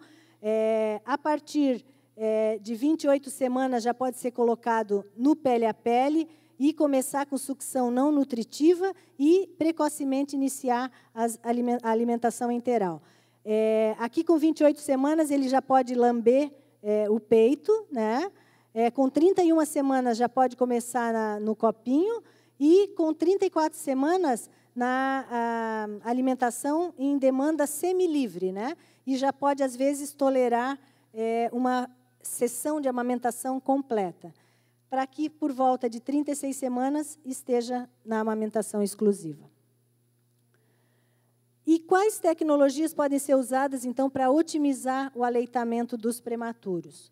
Bom, uso da técnica do crematócrito ou do leite posterior. Então, sabe-se que o leite posterior pode ter até 3 vezes mais gordura, então ele é mais calórico que o leite anterior, então a mãe pode ordenhar esse leite. Ou então, os locais que têm banco de leite devem aproveitar da utilização do crematócrito, porque todos os bancos de leite fazem a dosagem do crematócrito com o valor calórico do leite. Então, o pediatra pode pedir para o banco de leite aquele leite com maior valor calórico para que o bebê ganhe mais peso. O peso antes e depois das mamadas. Existem vários trabalhos na literatura mostrando que pesar antes e depois pode ajudar a ver a evolução das mamadas desse bebê. No método canguru não tem sido recomendado isso, né? A gente teve, durante pelo menos uns 20 anos lá na nossa maternidade, uma experiência muito boa. Eu, pessoalmente, sou fã dessa técnica, mas não tem sido utilizada mais, porque a gente consegue ver a evolução do bebê. O bebê que mamava 5, depois mama 10, mama 20, e você fica segura de que ele sai, quando vai para casa, né, sendo amamentado com segurança. A técnica da translactação e os intermediários de silicone para facilitar a transferência de leite. Próximo. Então, a técnica da translactação ou a técnica da relactação, o que é? A gente coloca leite, pode ser numa seringa, acoplada a uma sonda, que vai ser fixada no mamilo da mãe. E o bebê vai, ao momento que ele mama, ele recebe o leite da mãe e recebe o leite do banco ou o leite ordenhado da mãe mesmo, né? E aí ele recebe toda a necessidade calórica que precisa. Tá? Então, essa é uma técnica bastante interessante, deve ser utilizada, até porque os nenês não conseguem, às vezes, retirar sozinhos todo o volume no começo das mamadas, e o fato de ele receber o leite, ele consegue coordenar melhor sucção e deglutição. Então, essa é uma técnica que funciona bem com os prematuros. Próximo. E o bico de silicone, que nada mais são de intermediários de silicone, que são colocados entre a boca do bebê e o peito. Próximo, pode passar. Quais seriam as vantagens do intermediário de silicone?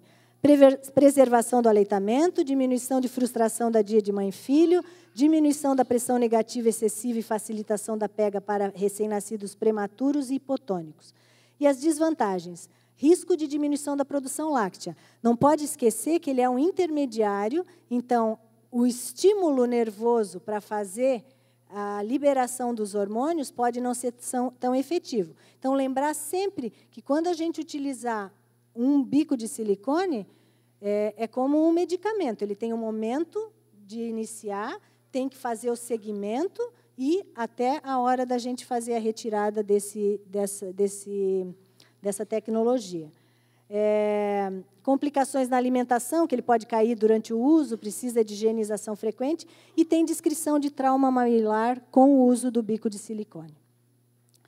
Então, a indicação do protetor flexível ele tem que ser uma indicação individualizada, uso limitado, segmento do paciente até o abandono do dispositivo, e assim, em alguns bebês prematuros, o intermediário realmente facilita a transferência do leite, mas tem que ser um intermediário fino, muito fino, para não interferir com a produção do leite.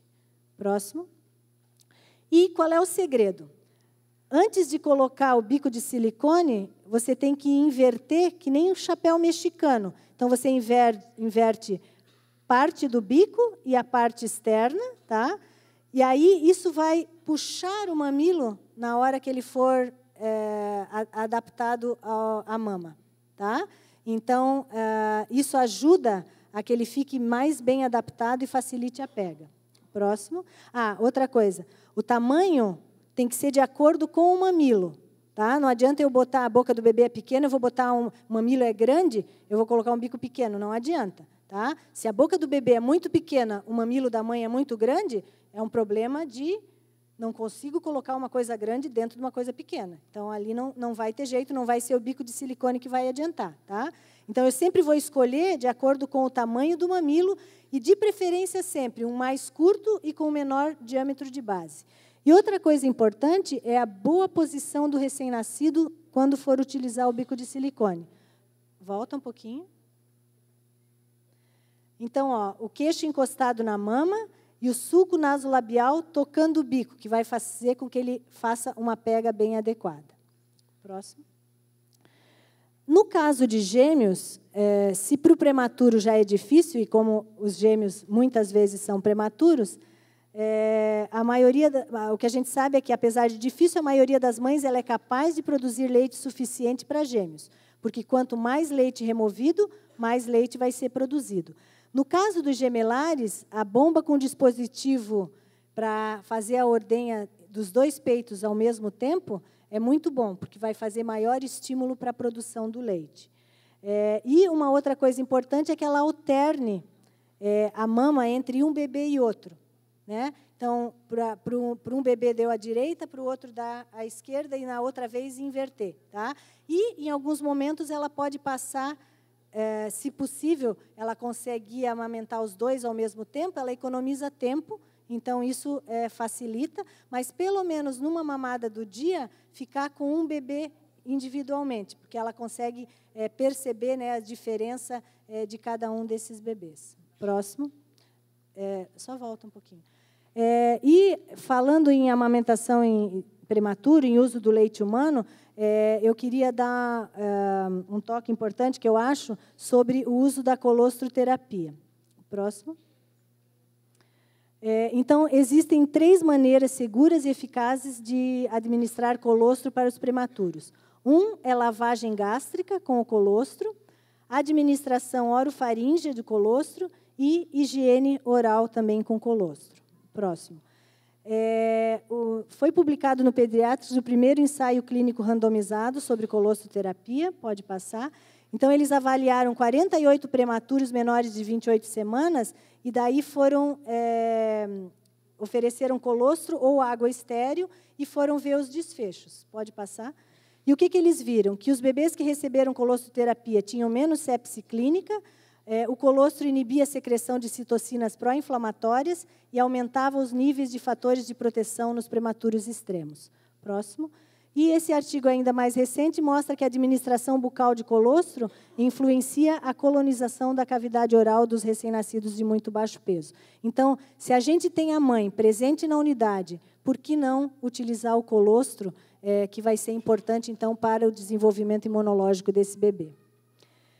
E uma outra coisa importante que eu achei para falar, quando a gente fala em manutenção da lactação para mães de prematuros, e que a gente sabe que não é fácil, muitas vezes são prescritos galactogogos. O que são galactogogos? Em geral, são antagonistas da dopamina, que podem aumentar as concentrações de prolactina e aumentar a produção de leite humano. Próximo. Já em 2013, a Academia Americana de Pediatria ela fez uma revisão sobre galactogogos e o que ela coloca é assim: sempre medidas não farmacológicas para aumentar a produção de leite devem ser utilizadas.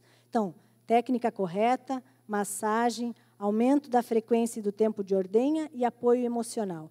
Isso é o mais importante. Próximo. Por que ela fala isso? Né? Porque há limitado papel na facilitação da lactação e não há completa avaliação da segurança para o lactente. Os mais estudados são domperidona e metoclopramida, tem pouca evidência na literatura e existe descrição de reações adversas. Nesse artigo, ela não recomenda ocitocina spray nasal e ela nem cita o sulpiride. Esse artigo do Journal of Human Lactation do ano passado foi um trabalho muito bonito do Canadá. Eles tem um protocolo bem interessante de utilização de domperidona em mães de prematuros. Eles usam de 10 a 20 miligramas, de 8 em 8 horas, por 30 dias. Quando houver melhora da produção de láctea, eles vão diminuindo para 12 em 12, por 2, 3 dias, 24 em 24, por 2, 3 dias, e, se diminuir a produção, retorna para a menor dose possível que ainda seja efetiva. Tá? Se não houver efeito colateral, eles mantêm o tratamento por vários meses, eventualmente até o desmame. Próximo. Quais são as contraindicações? Doenças cardíacas na mãe e no bebê, arritmia, sangramento gastrointestinal, tumor de hipófise, doença hepática, alergia à droga. E também se a mãe estiver usando algum remédio. Então, sempre antes da gente prescrever, a gente tem que ver com a mãe, né, se não está usando, por exemplo, cetoconazol, fluconazol, ranitidina, azitromicina, eritromicina, inibidores da bomba de prótons e da MAO. Próximo. A sulpirida, ela é um galactogogo eficaz, ela bloqueia os receptores de dopamina e aumenta a concentração de prolactina. Só que tem 2 artigos experimentais que mostraram que ela passa através do leite, expondo o recém-nascido durante o desenvolvimento pós-natal, fazendo alterações morfológicas e funcionais na vida adulta. Ela pode alterar a função reprodutiva em filhotes de ratos, tanto do sexo feminino como masculino, por exemplo, causando danos testiculares. Próximo. Essa revisão foi publicada esse ano, e, da mesma forma como a Academia Americana colocou, a chave é focar na educação e na técnica de aleitamento. Se for necessário um galactogogo, evitar o uso de neurolépticos. Por quê? Porque você está expondo um recém-nascido que ainda está com o sistema nervoso em desenvolvimento. Eles colocam que poderia ser considerado metoclopramida ou domperidona, levando em consideração risco e benefício tanto para a mãe como para o recém-nascido. Próximo. E uma outra coisa importante é que esses medicamentos não devem ser usados antes de 14 dias pós-parto. É muito comum, às vezes, a mãe sair da maternidade já usando um remédio. Na verdade, ela está ali com os seus hormônios funcionando, provavelmente não tem necessidade de ser usado tão precocemente. Isso pode mudar, claro, porque o início da lactação é muito dependente da prolactina. Então, talvez, em alguns casos, você possa iniciar um pouquinho mais cedo. Tá? Próximo. Eu não queria deixar de trazer também, para quem ainda não conhece, esse material, né, que é Procedimentos Técnicos para Ordenha, Manipulação e Administração do Leite Humano Cru em Ambiente Neonatal. Próximo. É um material do Ministério da Saúde e da Rede Brasileira de Bancos, mostrando que tanto a ordenha manual quanto a mecânica podem ser realizadas em UTI, U5, SINCA, alojamento conjunto e na internação materna. Então, acho importante que todo mundo, especialmente os locais que não têm banco de leite, que podem estimular o uso do leite da própria mãe. Próximo. E uma outra coisa, rapidamente, que eu gostaria de falar, que eu acho importante, que a gente, no banco de leite, trabalha sempre com controle de qualidade, cuidado para que esse leite chegue lá na ponta com segurança para o nosso paciente. E, muitas vezes, esse leite é aquecido na unidade neonatal de forma inadequada. Então, lembrar que falta de evidência para a necessidade de aquecimento do leite. Em 95, eles fizeram um trabalho mostrando que o leite a 37 graus melhorava a tolerância alimentar com menos resíduo gástrico. Tá? Só que o leite que era para ser aquecido a 37 graus, muitas vezes não chega nesse valor. Tanto que, em 2013, eles tentaram replicar o trabalho e viram que o leite variava de 21 a 36, dificilmente chegava a 37. E o que eles viram? Que as temperaturas mais baixas não trazem efeitos fisiológicos negativos sobre frequência cardíaca, respiratória ou saturação, e que, na verdade, independente de receber leite frio ou quente, a temperatura do bebê aumenta, mostrando o aumento do metabolismo para a digestão do leite. Próximo. Então, o aquecimento do leite é uma prática não validada, parece segura, mas tem riscos. A contaminação do leite ela pode acontecer com a água de torneira, que é fonte de infecção nosocomial, e o aumento de temperatura do leite, que aumenta o crescimento bacteriano. E o superaquecimento, especialmente quando se usa micro-ondas, destrói os nutrientes imunobiológicos e traz o risco de queimaduras. Então, não usar micro-ondas e não aquecer na torneira. Próximo. A melhor maneira de aquecer é por meio do banho-maria. Tá? Então, eu tenho que usar o aquecimento em banho-maria com controle da temperatura e tempo, sempre proteger o recipiente com tampa para não haver contaminação. E lembrar que, quando eu estou aquecendo, mesmo no banho-maria, vai depender do leite, do recipiente e da água. Então, vai depender do meu volume do leite, da temperatura do leite, das propriedades térmicas e físicas, do tipo de recipiente. Então, se eu coloco vários recipientes de tamanhos diferentes, provavelmente o aquecimento do leite vai ser diferente nos vários frascos, né? Vai depender da temperatura da água. E não há garantia de que o leite é aquecido de forma homogênea, né? Como vocês podem ver aqui nessa figura.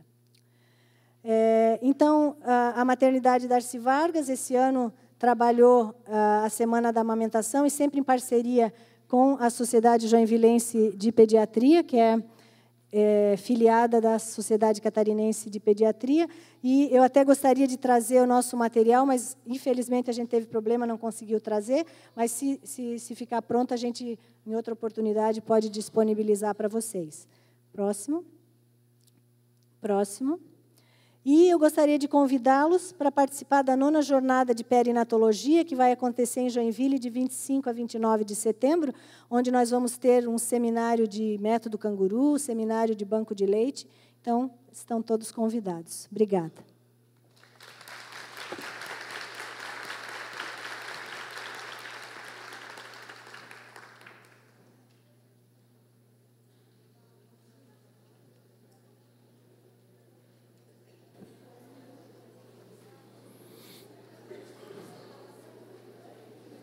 Agradecemos a doutora Maria Beatriz pela palestra. Teremos a seguir um intervalo para o café, que será servido ali embaixo, retornando em 20 minutos. Obrigado e até daqui a pouco.